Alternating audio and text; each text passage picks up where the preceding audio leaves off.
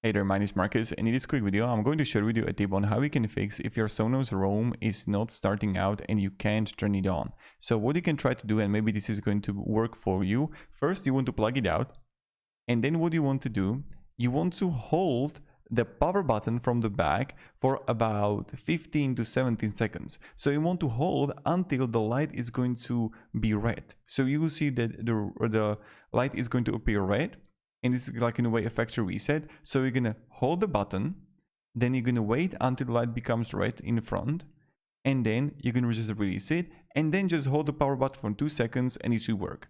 So this is pretty much it. This was a quick tip for you. So again, you're gonna plug it off, and then what you want to do is you just want to hold the power button for about like 12 to 15 seconds until there is going to appear in front like a red light, and then you're just gonna release it, and then just traditionally turn it on. So let me know in the comments if it actually helped you resolve the issue. Thank you very much and have a great day, and goodbye.